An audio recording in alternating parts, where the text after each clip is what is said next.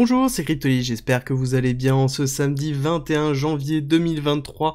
Bienvenue dans l'hebdomadaire, alors hebdomadaire qui va tourner principalement sur Bitcoin, BTC, parce que forcément avec le mouvement qu'on a eu hier, je ne peux pas faire autrement, et vous avez vu comme la dernière fois, que toutes les semaines il me fait un petit coup en ce moment, donc je suis obligé de reporter le sujet que je voulais aborder, et certainement on le traitera demain avec la notion d'intelligence artificielle, dans le développement des crypto-monnaies, et le développement macroéconomique et l'importance que ça a, donc ce sera demain matin dans l'émission du dimanche pour changer. Alors, dans cette émission d'hebdomadaire, on va revenir sur le BTC, le mouvement qui a eu lieu, comprendre bien ce qui se passe au niveau de l'order flow. On a quelques éléments qui sont quand même assez troublants dans lesquels on va prendre un petit peu de temps pour expliquer tout ça, et ensuite on va aller justement chercher des informations par rapport à la notion de halving et comprendre où on en est en termes de cycle, parce que c'est très important. Je vais laisser la macroéconomie de côté, en tout cas dans l'analyse pure, parce que je le traite régulièrement dans la quotidienne, donc n'hésitez pas à re-regarder ou à regarder les quotidiennes si jamais ce n'est pas fait déjà. Avant de commencer, comme d'habitude, si vous voulez me soutenir et soutenir la chaîne, likez et partagez la vidéo, ça aide beaucoup au référencement, et abonnez-vous si c'est pas déjà fait, et on commence tout de suite l'analyse par notre récapitulatif habituel où on se trouve. On est dans le graphique du CME, donc Chicago Mercantile Exchange, qui représente les futurs des institutionnels de Chicago, dans lequel nous avons une schématique Elliotiste qui est terminée en 5 vagues d'impulsion, 5e vague qui s'est terminée en avril 2021, qui a donné un petit peu qui a sonné le glas de cette fin de bull run, dans lequel on a eu derrière un retracement A, B, C, B avec extension, et nous sommes dans une C avec extension dans lequel nous sommes actuellement retouché le 786, on est en dessous du 618, donc pour de l'investissement classique, en dessous de 618, c'est une zone de rechargement long terme quand on fait une politique de DCA et quand on fait du spot majoritairement, et du coup, il faut prendre en considération que nous avons des targets plus basses, qui sont toujours présentes et qui ne sont toujours pas invalidées, et ça c'est le point important à retenir. Nous avons le 786, le top de la 1, et nous avons ici l'extension 1,618 nombre d'or de la A sur le retracement de la B, pour nous amener à 10 000 $, qui est le consensus général du Twitter crypto et de tous les analystes, en tout cas une grosse partie des analystes, dans lequel on a quand même pas mal d'appels qui se trouvent à 10 000. Est-ce que je pense qu'on va arriver à 10 000? Comme je vous l'ai dit déjà depuis très longtemps, il faut qu'il y ait une nouvelle très forte fondamentale pour nous amener à 10 000. Est-ce que pour l'instant, je la vois? Il y en a une, mais pour moi elle est déjà pricée, et on en discutera à la fin de cette vidéo-là.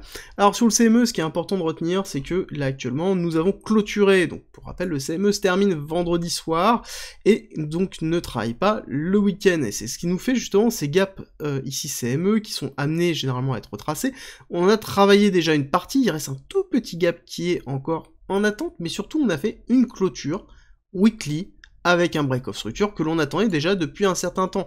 Ce break-off structure était essentiel, parce que nous avons une accumulation de week-off qui est présente ici déjà depuis un certain temps, qui a été commencée en juin, avec notamment la chute de 3 ici et de Celsius, où nous avons le selling climax, retracement automatique rallye, on teste en faisant le ST, le secondary test, on retrace, on comble une partie d'imbalance, on casse baissier avec la nouvelle de FTX en faisant le secondary test phase B, donc prise de liquidité du selling climax. Donc là on est vraiment dans textbook au niveau de l'accumulation de week-off, cassure haussière suite à cette prise de liquidité, cassure haussière qui a été marquée, ça y est, avec le breakout qui a été fait ici sur notamment le break-off structure, qui a été validé par cette clôture ici weekly sur le CME, et qui certainement, il y a de grandes chances, se clôture aussi dimanche ici. Donc là on aurait vraiment le go en fait pour une inversion de tendance dans lequel on commence à restructurer une pattern haussière avec derrière, en plus du volume, d'accord, des belles bougies qui commencent à repartir. La semaine dernière, je vous ai expliqué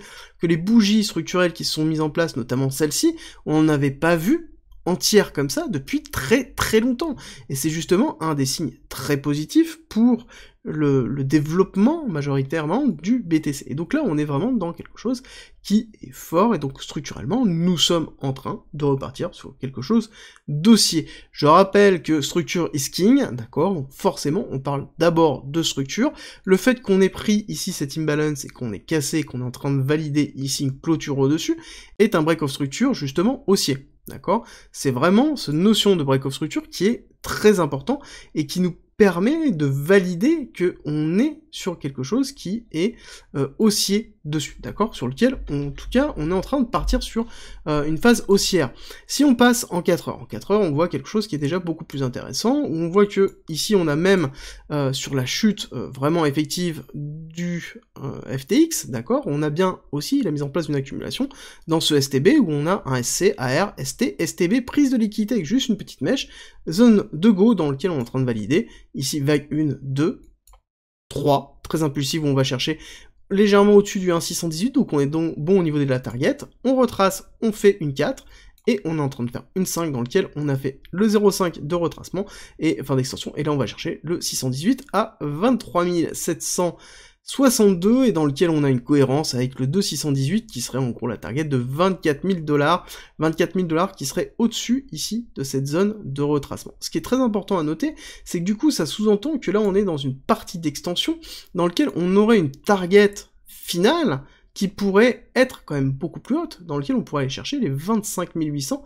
à 27 000, d'accord, dans lequel on aurait le top, avec notamment la prise de liquidité de l'AR, qui serait la target pour moi finale avant de faire un retracement potentiel et une prise de profit réelle. Il est évident que là, nous avons eu une mise en place, une construction longue déjà depuis un certain temps, on a une première prise de profit qui a été effectuée ici, donc retracement classique, et là ce que l'on va attendre, ça va être une continuité haussière pour aller chercher une target beaucoup plus haute et faire une prise de liquidité. Est-ce qu'on va le faire en one shot? Ça c'est la grande question. Je pense que là, le volume qu'on est en train de voir actuellement et qui est en train de se structurer, on voit qu'on a eu une grosse mèche qui a été ravalée déjà grandement, d'accord? C'est très important de le retenir. Donc là, on a déjà un travail du cours en 4 heures qui est en train de se faire, dans lequel on est en train de ravaler la mèche. Donc je pense qu'on va avoir une période de consolidation, notamment ce week-end, pour entamer la semaine prochaine avec un retour du volume réel. Et encore une fois, ce qui est très important, c'est que dans la quotidienne d'hier, je vous avais dit, si ça se trouve, vendredi, ils vont nous refaire le coup et on va reclôturer à la hausse avec énormément de volume. Alors que, bah, normalement, le vendredi, plus le week-end, on est plus sur quelque chose qui comprime la liquidité, et on voit qu'on a une rupture. Ça fait 2 semaines qu'ils nous font cette rupture-là. Donc ça veut dire qu'on a un shift au niveau du market qui est en train de se faire, qui est très intéressant. Alors là-dessus, mettez un petit grain de sel, on en parlera à la fin de cette vidéo, de cette notion de rupture, et pourquoi ça arrive maintenant, et vous allez voir que ça va être très intéressant. Au niveau de l'order flow, qu'est-ce que l'on a? Bah, au niveau de l'order flow, on a des choses justement qui nous questionnent sur justement cette notion de grain de sel dont je vous parle. C'est-à-dire que on a ici une construction légère d'open interest, donc de futur qui est en train de se faire, une rupture très forte, donc on a le short squeeze qui s'est effectué, parce qu'on a une cassure très très forte qui s'est faite notamment sur cette accélération, d'accord, pas sur la prise de profit d'après, mais vraiment sur l'accélération, et qu'est-ce que l'on voit ici? On voit qu'on a notamment ici un break au niveau des shorts, donc ça veut dire qu'on a bien short squeezé les personnes effectives ici, d'accord, et bien aller chercher la liquidité dans cette accélération haussière avec justement le down de l'open interest, ce qui est très important, et du coup si on regarde d'autant plus ce que l'on a, on voit que tout est porté majoritairement par quoi?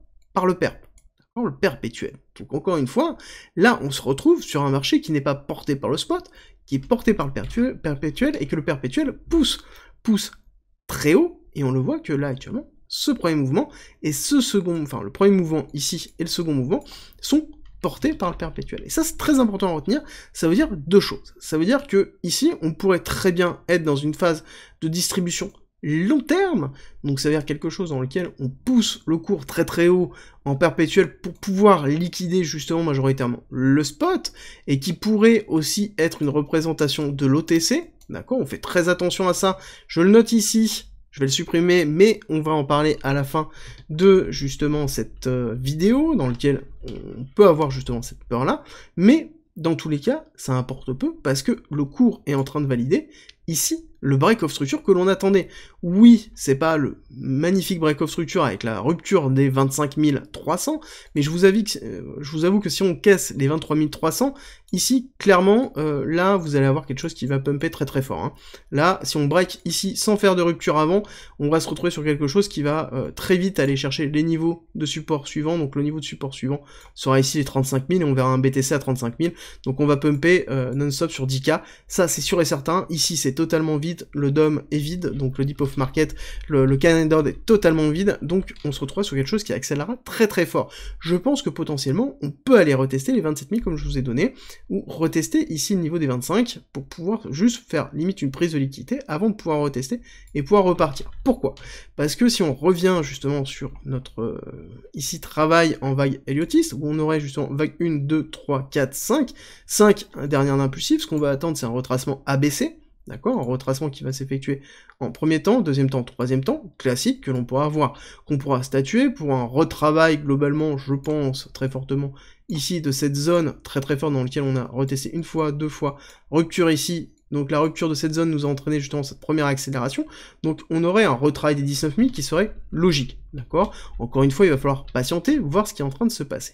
Alors, qu'est-ce qui pourrait nous entraîner dans la cassure des 19 000. Et là, c'est là où c'est très intéressant de pouvoir analyser. Déjà, au niveau purement ici chartiste, si on oublie la notion de Wyckoff dont on a parlé, les chartistes vont voir quoi? Vont voir notamment des W dans un W magistral, d'accord? Dans lequel nous avons, hop, j'ai trompé le dernier, tac, le dernier W. Donc forcément, quand on va jouer les 25 000, c'est sûr et certain qu'on va avoir des achats très agressifs qui vont être effectués pour essayer de pousser en haut. Si jamais on fait un breakout, d'accord, pareil, ici on va avoir des achats massifs. Là, c'est parfait pour faire un short squeeze. Donc ça veut dire que si jamais vous voulez vendre une grosse partie de BTC, un gros nombre de BTC, bah, qu'est-ce qui se passe? Il faut aller chercher dans une zone où les personnes vont acheter massivement. Là, actuellement, comme je vous l'ai dit déjà depuis un certain temps, la liquidité est somme toute assez faible. C'est-à-dire que les volumes sont quand même assez faibles en achat, et pour pouvoir vraiment avoir la rupture que l'on attend, notamment une rupture majoritairement chartiste, c'est la rupture des 25 000, d'accord? La rupture de cette AR-là, pour valider notamment les multiples W dans des W pour avoir justement un bottom validé. Ça, les gens vont le jouer, et c'est un petit peu ce qu'on retrouve ici, dans cette schématique-là, dans lequel on a eu justement la rupture, dans lequel on a une accélération haussière. Bon bah là, malheureusement, on a eu le pullback qui s'est enfoncé, dans lequel on a eu la nouvelle Terra Luna qui a enfoncé le reste, etc. Donc ça, on pourrait se retrouver dans une pattern ici. Pourquoi?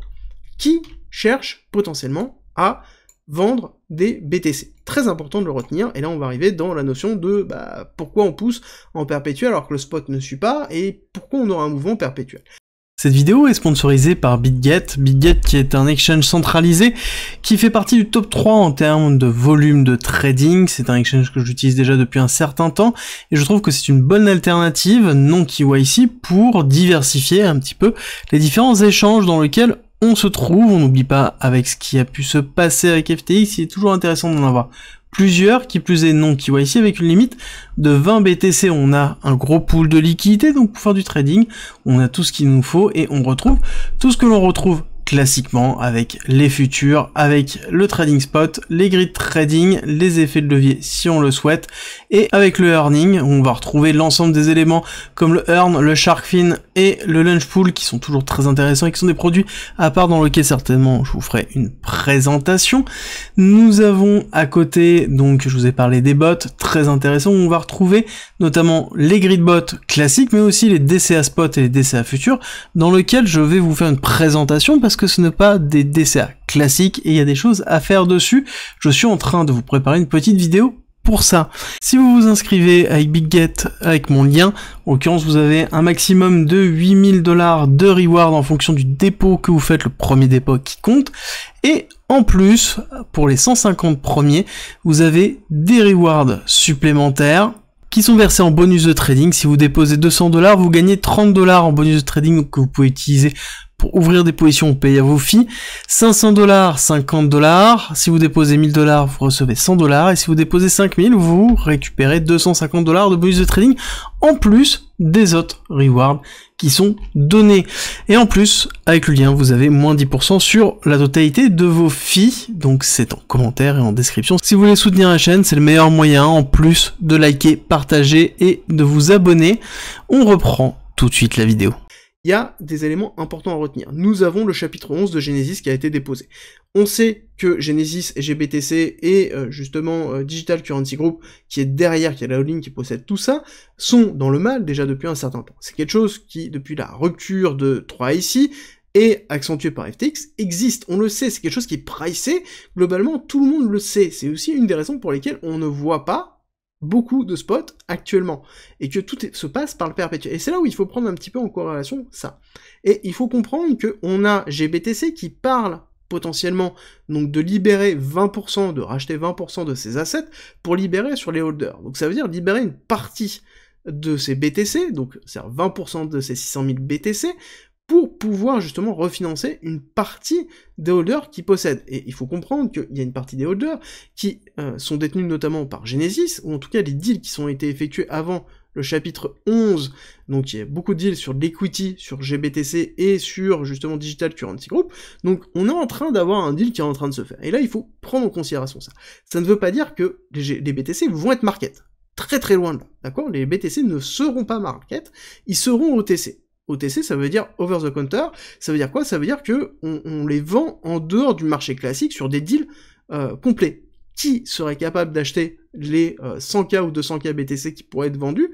Bah c'est simple, on a Binance, on a Coinbase, ce sont les très gros acteurs qui seraient capables de faire ça. Et c'est les acteurs qui sont aussi capables de lutter ou non dans le market making qui est en train d'être effectué ici. Et justement, est-ce qu'on ne cherche pas à aller pousser un maximum le cours pour favoriser le deal OTC et voire même dump une partie au market, avec justement de la force d'achat dans lequel on aura un pullback qui sera assez fort et une cassure qui pourrait entraîner un retest justement à 19 000. Ce qui est intéressant, c'est que quand on était dans cette zone-là, ici, majoritairement, les analystes se faisaient sur une vente des BTC, sur un travail, en gros, si jamais il y a une partie ou la totalité de GBTC qui vendait ici, dans cette zone-là, donc quand on était à 16 000, ça nous amenait à 8 000 $. Ok, donc les 600 000 BTC vendus nous amenaient à 8 000 $.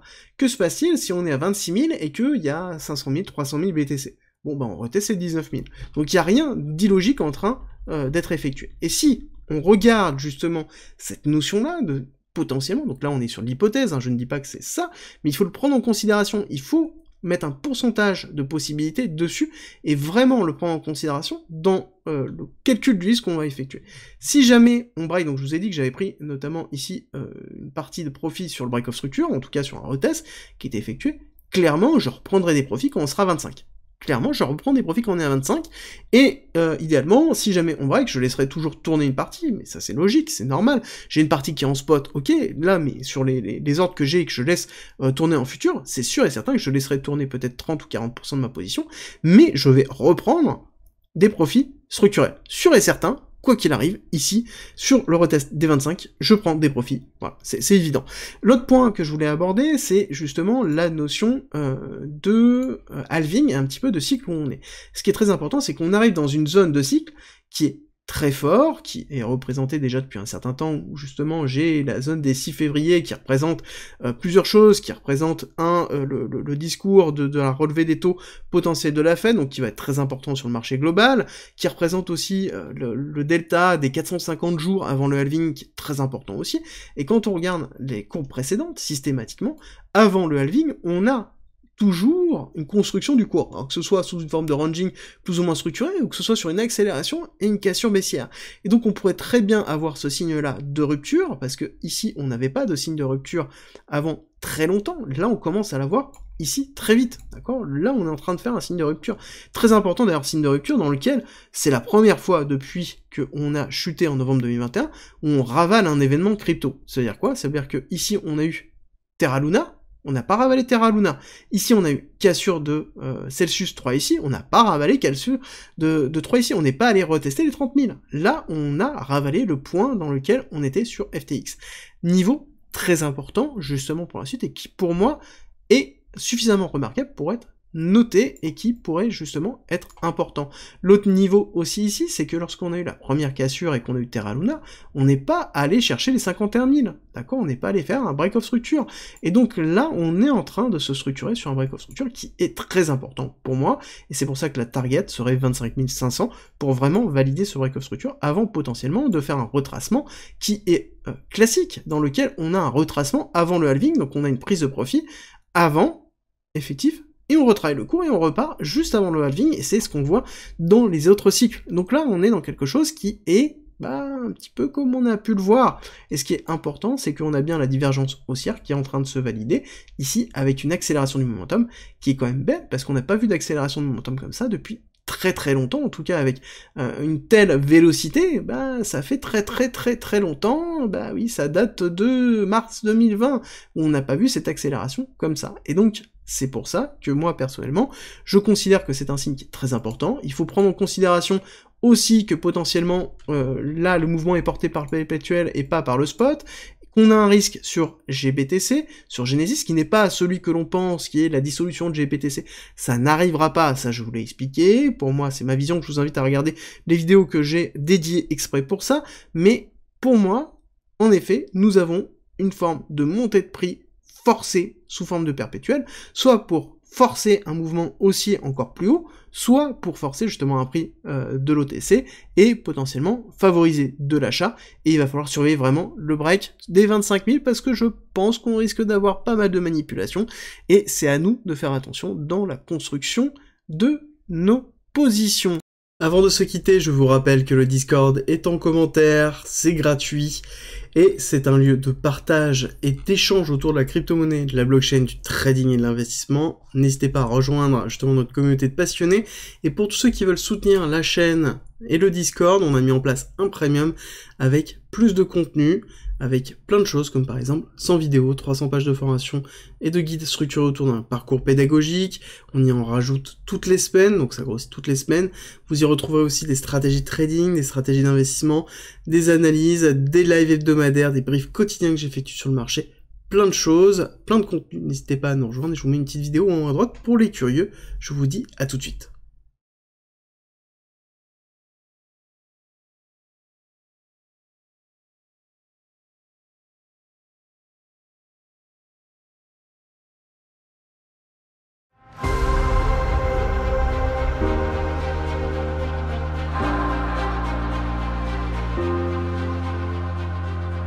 Si tu aimes mon contenu, n'hésite pas, partage, like, ça m'aide énormément, et rejoins-nous sur Discord.